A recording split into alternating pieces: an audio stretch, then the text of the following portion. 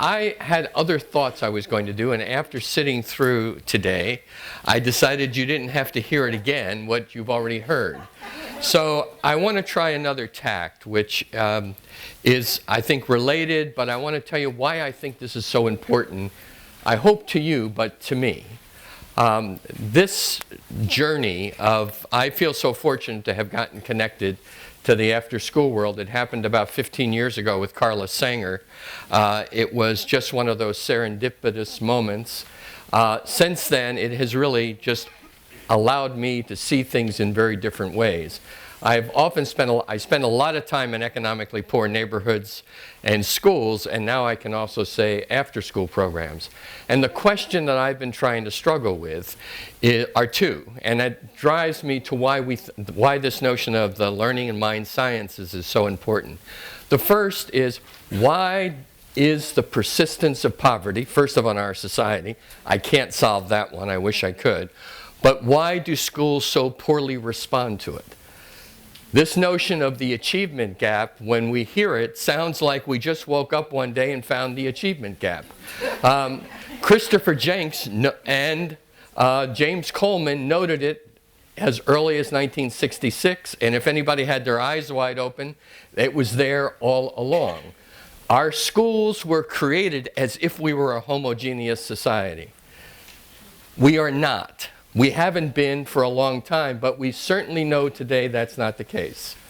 The other is, why is it that schools persist in the same sets of practices that have been with us since 1847? Graded school, an example. The only time young people develop during 9-month chunks is 9 months gestation. After that, they don't develop in 9-month periods.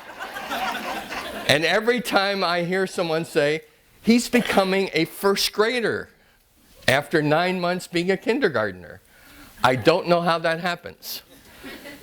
We've organized the school along ideas that had great relevance perhaps in 1847, but I can't imagine they have relevance today. So the other issue I'm compelled by is, why do these persist when they're counter to so much that we know? So I thought I'd try to express, I hope it's not my frustration, my hope, as to why these ideas in learning and mind sciences and human development so important.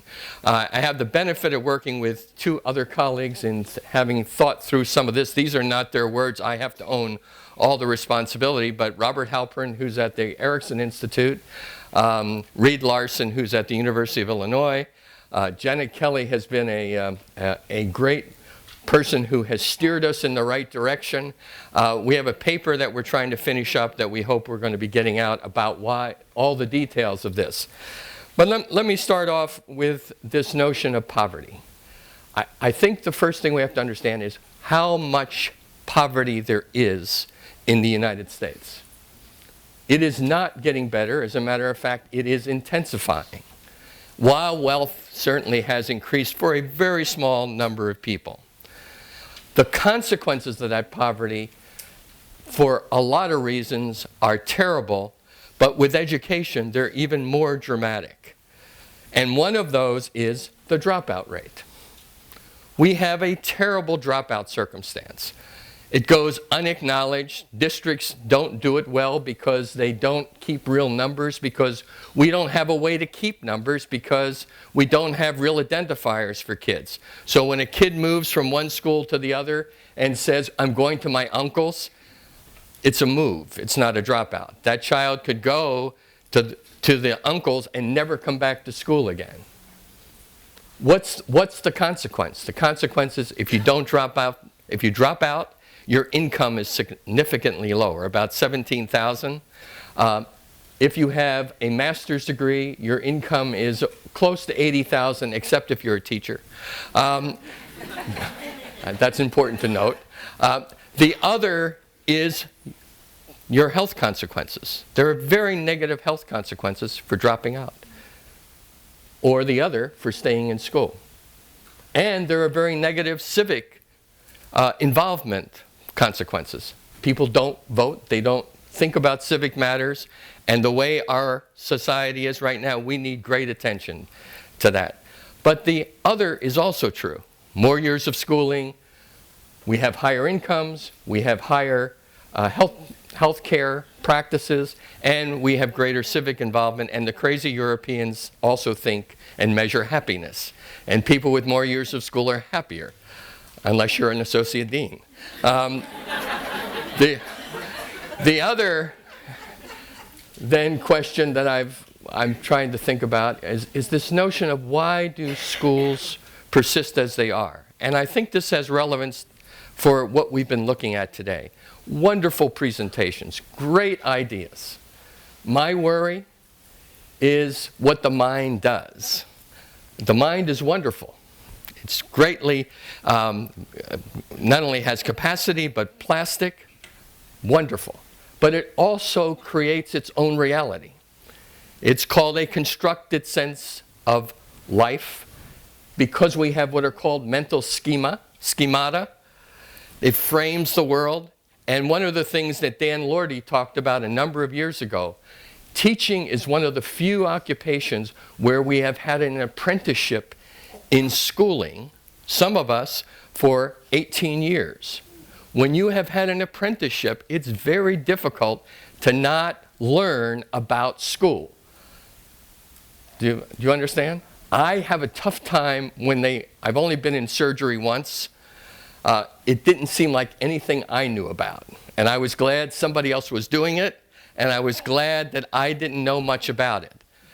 But if surgeons spend time like we do as educators, in operating rooms 40 years ago, from the time they were 5 until they are 25 or 28, we would still be bleeding people. And unfortunately, we still do practices like schooling. For example, and I find myself, we keep kids in the same age groups. Makes no sense. We separate teachers from each other. Makes no sense. It feels good as a teacher sometimes to have your own empire. It's a lousy way to learn from each other. It's a lousy way to work together. It's a lousy way to educate children. So my hope is that these new notions of learning and youth development might challenge some of those. I'm going to give you a couple of them and try to move it along as quickly as I can. First of all, the notion, and I think we're all agreeing with Michael this morning, the mind has great capacity. But I'm not sure we believe that for all children, especially those who are poor and in poverty. And I use one example. I'm going to use it for my own personal life. I grew up in a family where everyone spoke non-standard English. I found myself going to school saying I ain't got none. And I'd say I ain't got none, and teachers would break out into a sweat. They would get pale. And then they'd say to me, Paul, you don't say I ain't got none, you say I don't have any. Now, you understand, if you ain't got none and you don't have any, you still don't got none. Never made sense to me. But that was what happened because people spent time trying to correct me, remediate. My hunch is we spend a lot of time interpreting whatever was said today, thinking about, that's really helpful. Now I know how to help this kid get better with something he doesn't know what to do. Rather than saying, this kid has wonderful assets, knows a whole lot, thinks about a whole lot of things. How do I take advantage of that? It's not simply one of these euphemisms.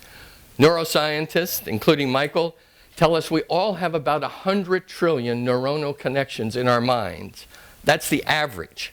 I'm not much of a mathematician, but I know that's a bunch. And if you have that many, why would we imagine anybody, even if they were short 500,000, couple million, not a big deal.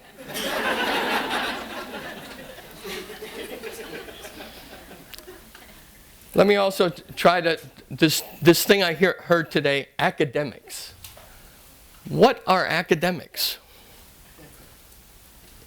Years ago, it made sense to have something called academic, especially in psychology. We tried to remove so-called studies from the influence of the world. The reason we have nonsense words, it's a good way to see if somebody has short-term memory because they don't rely on prior knowledge, right? But that is not what we want people to learn, are nonsense words.